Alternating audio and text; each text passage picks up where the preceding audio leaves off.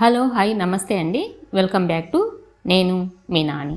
ఈరోజు నేను మాట్లాడబోయే అంశం వచ్చేసి ఆరోగ్యమే మన ఆస్తి అనే అంశం గురించి మాట్లాడబోతున్నాను. జీవితం అంటే పుడమి మీద మన ప్రయాణం. చిన్నప్పటి నుండి పెద్దయ్యే వరకు మనం ఎన్నో కష్టాలు పడతాం, విజయాలు సాధిస్తాం, తప్పిదాలు చేస్తాం. కానీ ఒకే ఒక్క కోరిక మాత్రం జీవితాంతం మన హృదయాలలో ఉంటుంది. అది ఏమిటంటే, నా పిల్లలు సుఖంగా ఉండాలి, వృద్ధాప్యంలో పిల్లలకు నేను భారంగా మారకూడదు అని. ముఖ్యంగా పిల్లలకు భారం కాకుండా ఉండాలి అంటే మనం ఆరోగ్యంగా ఉండటం చాలా అవసరం. తల్లిదండ్రుల హృదయం ఎంత విస్తృతమో చెప్పలేం. పిల్లలు చిన్నగా ఉన్నప్పుడు వాళ్ళ కోసం కష్టపడతాం. వాళ్లను చదివించడానికి అప్పులు చేస్తాం, పొదుపు చేస్తాం, అవసరం లేని కోరికలను వదిలేస్తాం. పిల్లలు పెరిగి తమదైన మార్గంలో వెళ్ళిన తర్వాత మనం వెనక నిలబడిపోయే పరిస్థితి వస్తుంది. అలాంటి సమయంలో మనలో ఒక భయం మొదలవుతుంది. మనకు ఏదైనా అనారోగ్యం వస్తే, మన పనులు మనం చేసుకోలేని పరిస్థితి వస్తే పిల్లలు మనల్ని భారం అని అనుకుంటారా? ఇలాంటి ప్రశ్నలు మనల్ని ప్రశాంతంగా ఉండనియ్యవు. కానీ వాటికి సమాధానం మన చేతిలోనే ఉంది. మన ఆరోగ్యాన్ని మనమే కాపాడుకోవాలి. డబ్బు, ఆస్తి, ఇల్లు ఇవన్నీ సంపాదించవచ్చు. కానీ ఒకసారి ఆరోగ్యం పోతే తిరిగి కొనుక్కోవడం అసాధ్యం. డబ్బుతో మనం మంచి ఆసుపత్రులకు వెళ్ళవచ్చు, మంచి మందులు కొనుక్కోవచ్చు. కానీ ఆరోగ్యం మాత్రం మన క్రమశిక్షణ మీద ఆధారపడి ఉంటుంది, మన జాగ్రత్తలోనే వస్తుంది. అందుకే ఆరోగ్యమే మహాభాగ్యం అన్నారు. మనం ఆరోగ్యంగా ఉంటే మన పనులు మనమే చేసుకోగలం. పిల్లలపై ఆధారపడాల్సిన అవసరం ఉండదు.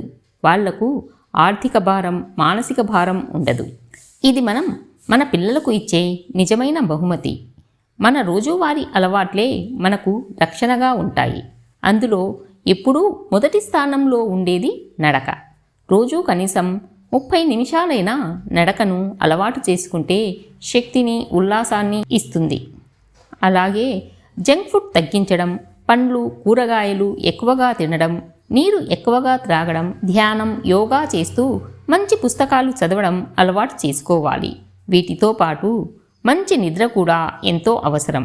ఇలాంటి చిన్న చిన్న అలవాట్లే మంచి మందుల్లా పనిచేస్తాయి. పిల్లలకు మనం ఇచ్చే నిజమైన బహుమతి ఏమిటంటే, వాళ్ళు మన కోసం కష్టపడే పరిస్థితి రాకూడదు. వాళ్ళ జీవితాన్ని వాళ్ళు ఆనందంగా నిర్మించుకోవాలి. మనం బలహీనంగా ఉంటే మన భారం వాళ్ళపై పడుతుంది. ఏ తల్లిదండ్రులు కూడా పిల్లలకు భారంగా ఉండాలని అనుకోరు. ప్రతి మనిషికి ఏదో ఒక రోజు వృద్ధాప్యం వస్తుంది. ఆ సమయంలో ఆరోగ్యం బాగుంటే మనం సంతోషంగా జీవించగలం. లేని పక్షంలో మంచంపై పడుకొని ఉండటం, మందుల మీద ఆధారపడి జీవించడం, అది మనకే కాదు మన పిల్లలకు కష్టమే.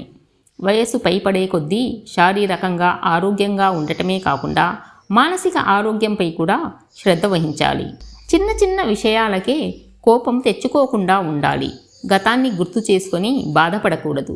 ఎవరితోనూ పోల్చుకోకూడదు. కృతజ్ఞతాభావంతో జీవించాలి. ఇలా ఉంటే మన మనసు ప్రశాంతంగా ఉంటుంది.